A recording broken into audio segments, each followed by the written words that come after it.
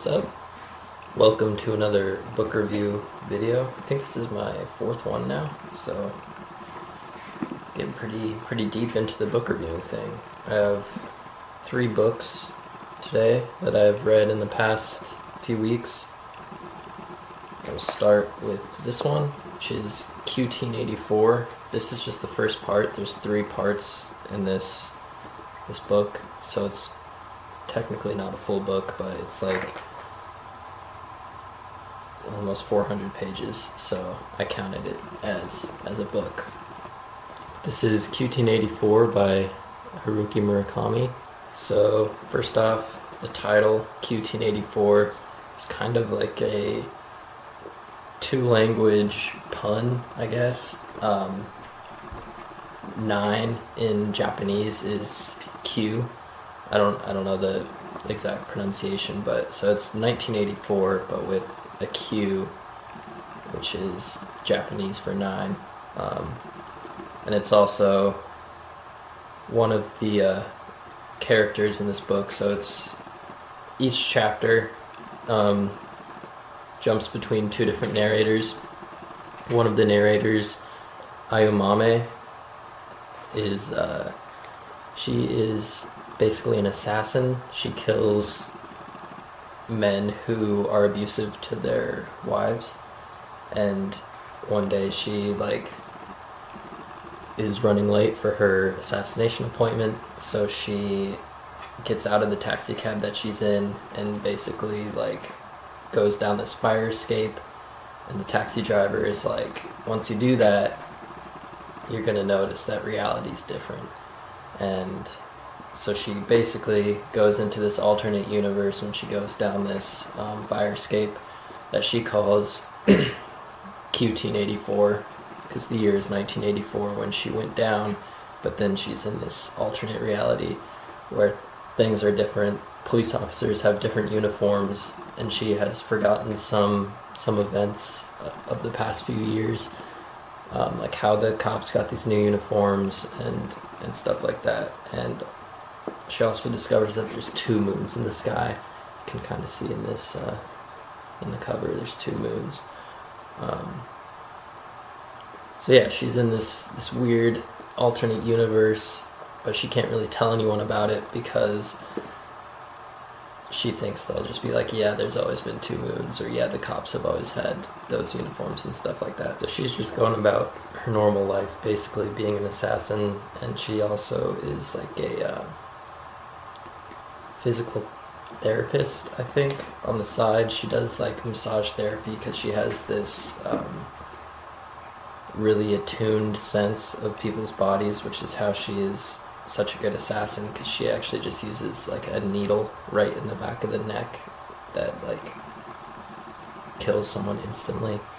But yeah, she is doing that, and she meets a cop at a bar actually and becomes friends with her, and they hook up with these dudes together. They're this team of girls to hook up with dudes. And yeah, I mean, it's definitely gonna get complicated with her being an assassin and her only friend being a cop, so that's interesting. Yeah, like I said, this is only part 1 of 3, so I'm excited to see what happens with her story. And then the other narrator, his name is Tango. Yeah, his name's Tango, and he is a writer, but he hasn't published anything. He also works for this writing competition. He's one of the judges, basically, and it starts out him and his editor friend guy find this piece that was submitted for the contest, and it's very poorly written, doesn't flow well. They just think it's really bad writing, but the story they just are encapsulated by. And so they come up with this plan, which I don't know if is actually true in Japan now, or was true in 1984 in Japan, but basically they're going to rewrite this girl's book. Tengo's going to rewrite it because he's a good writer, but he hasn't found the right story to write. And this girl, Fuka Eri, she wrote this book. She's basically like, I think she's 17 or something like that, so she's a young girl. But she has this amazing story about watching a goat, basically. She lives in this village and she's watching a goat and she lets it die and she's punished for it. And it's just this weird story about these things that she calls the little people, who she says are real creatures. And yeah, it's just a really strange story. I mean, they don't talk a ton about it, but one thing that's interesting about it is in her world there's 2 moons.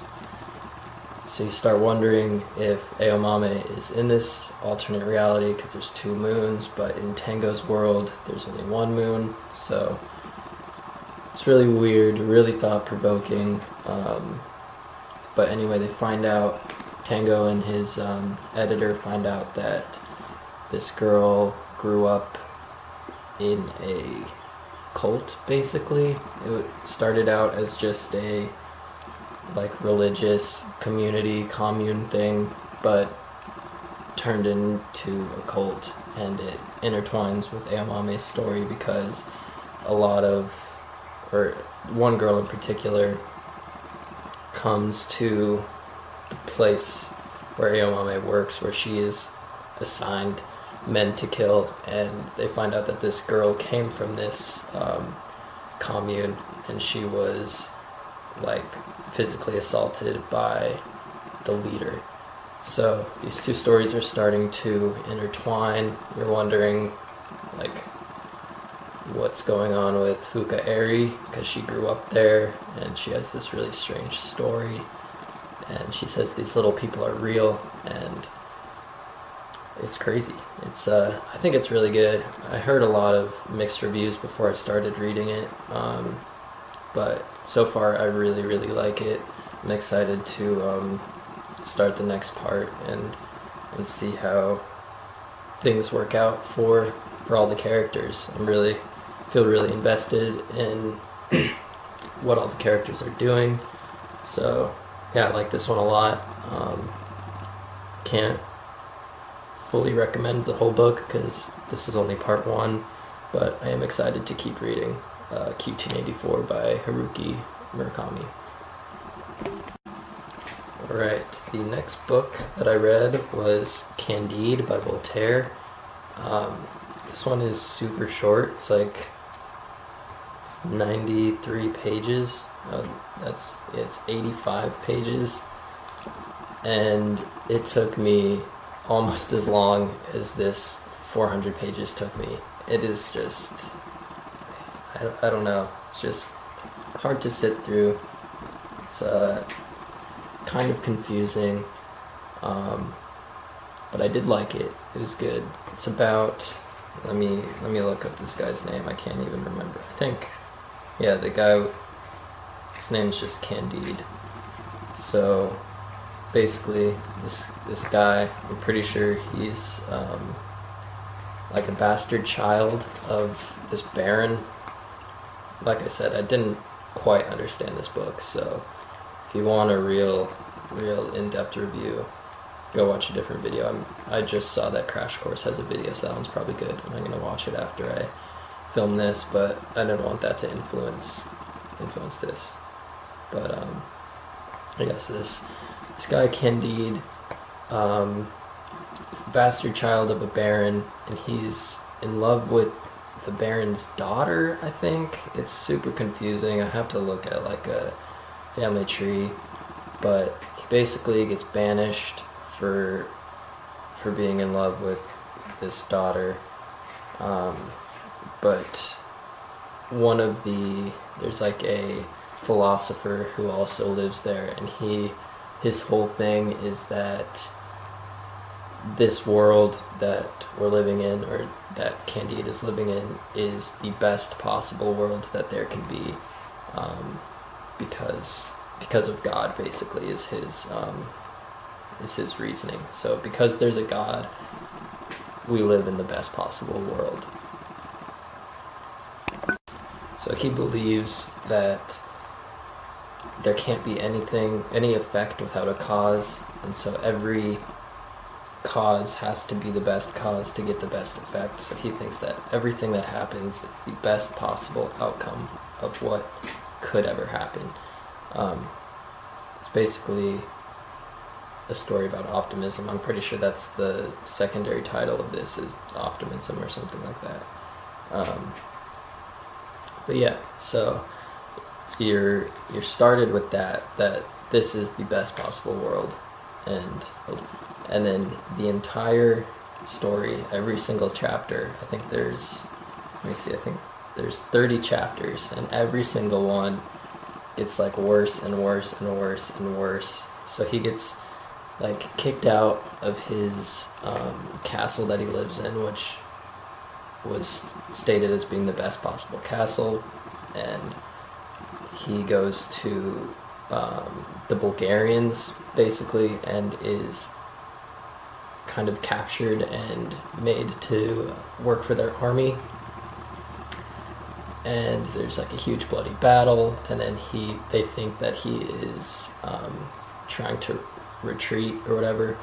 He's trying to go AWOL basically, so they capture him and torture him, and then they somehow like escape and like get on a boat, but then there's a shipwreck and an earthquake, and I mean it just gets worse and worse and worse and worse, and Candide and this philosopher finally make it to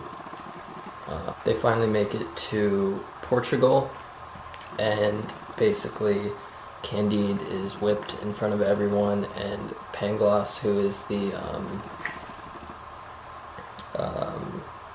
philosopher, gets beheaded, or no, he gets hanged,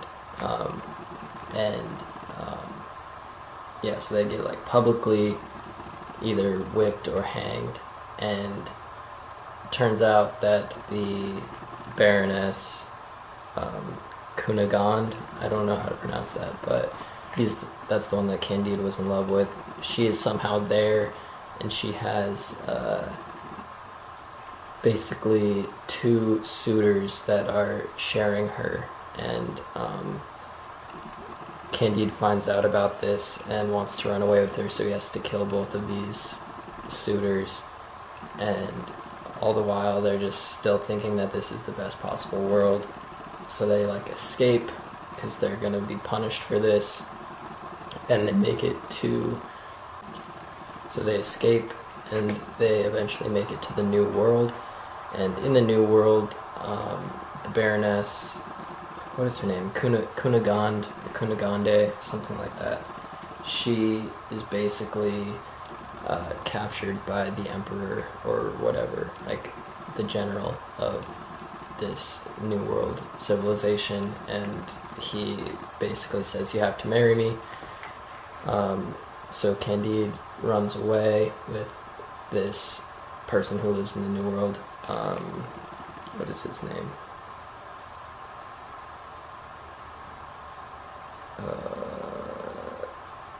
Cacambo.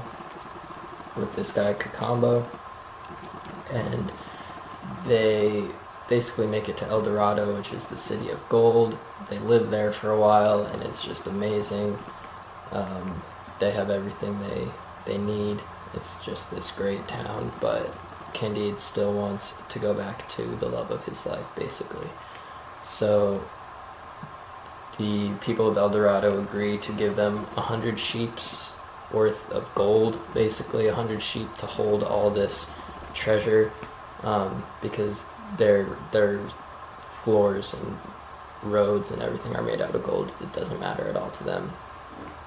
So they take these 100 sheep, and they lose all of them on their journey and just are back to square one. They have basically nothing. They have a little bit of treasure left.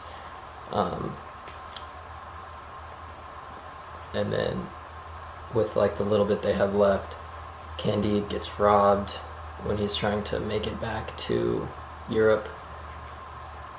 But eventually they make it back to Europe, they reunite with Pangloss, who they thought was hanged, but he actually was saved, and Cunegonde and her brother, who Candide thought he killed, and everyone is just happily ever after, basically, but they have to live on a farm and work for everything. And then kind of the whole moral of this story is that Candide and Pangloss and everyone figure out that the best possible world is one where people have to work for what they have, basically. Yeah, they kind of decide that because when humans were placed in the Garden of Eden, they were supposed to be there to cultivate it, which shows that man was not meant to be idle. If they just cultivate their garden, then they are in the best possible world. So, yeah, it was very confusing, but it's well written. I like the irony. This actually did make me laugh out loud a couple times, which is hard for a book for me. I usually don't like laugh out loud at anything, especially like writing, but it's really well written. It's a good philosophical book about optimism and what humans' purpose is and all sorts of stuff like that. It is a hard read, I would say, even though it's so short. It's kind of hard to, it just moves so fast, and like the plot, there's so many plot points that yeah, I am gonna at least spark notes it or watch that Crash Course video to understand it a little better. But yeah, that one was pretty good. I would recommend that if you can. If you are a faster reader than me, it'll probably take you like an hour to read, but it took me quite a few hours to get through this very short book. Alright, the last book that I read is Ernest Hemingway, The Sun Also Rises. This one is a very different writing style from both of the other two. It's I would describe it as like a stream of consciousness type story. It flows extremely well, like with how, at least how my brain works. Like I could read this one really fast. I like this one a lot. This is the first Hemingway that I've read. I've listened to The Old Man and the Sea on audiobook a couple weeks back, but this is the first one that I read, and I really like it a lot. He's one of my favorite authors, I think, right off the bat. But yeah, this story is about this guy Jake and his friends. They're basically part of the Lost Generation, which is the generation of people after World War I. And they're basically all expatriates, either from America or England, and they're all living in Paris. They're kind of just like, I think they're rich, like they just hang out and go to bars and like party and get drunk a lot, and they're just kind of, none of them are really happy. They all can't find out who they're supposed to like be loving and all this stuff, but they all go on this trip to Spain to go see this bullfight, this like week-long fiesta they call it, and it's just a week of fishing and bullfighting, basically. Yeah, there's not a ton of plot that happens. It's a lot, quite a bit of dialogue and just what's going on in Jake's head as he kind of is in love with this girl Brett, but he's kind of watching all of her escapades, her love interests. She kind of has a fling with every single other character in the book besides Jake, and he just rolls with it, basically. He never tells her that he loves her until like the very end, where they're both like it would be really easy if we were together, basically. But they never do end up together. It's just this weird thing about Jake not being able to tell Brett that he's in love with her, basically. Yeah, this one's a lot harder to talk about the plot because there wasn't a large plot and like plot line. This is kind of the opposite of Candide in that way, in that like nothing really happens, but it's quite a bit longer and easier to read. It's just this interaction between this group of friends that go to Spain to watch a bullfight together, and it's really entertaining. It's really good. Just gives like a glimpse at a completely different life, but I feel like it's a very similar thing to what's going on right now with like the last generation of after World War One. Feels kind of similar to the era that is happening right now to me, of people just having a ton of money and not knowing what to do with it, or a ton of freedom and not knowing what to do with it. And yeah, it's really interesting how that is kind of bad for not only a society but just a person's well-being, where I mean you can tell that none of these characters are happy what they're doing, all these cool things, they're traveling to Spain and just hanging out, but they all can't confront these personal issues that they all have. So this is a very interesting read. Definitely would recommend The Sun Also Rises, but also Hemingway in general. I know a lot of people don't like his books. They say that it's basically writing about nothing, which it kind of is, but in a really good way, I think. I think it's fun to read. The way his flow works is very similar to how my brain flow works. So yeah, that was a fun read. I think this video is probably super long, so I'm just gonna end it here. Yeah, right now I'm reading Walden by Thoreau, which is also kind of completely opposite of Hemingway. They're both in a similar, they're both like American writers, but they're both like opposite sides of the spectrum of American writing. So at least that one, and we'll see what I read next will be in the next episode of Book Reviews. But that's all I got for today, so peace out.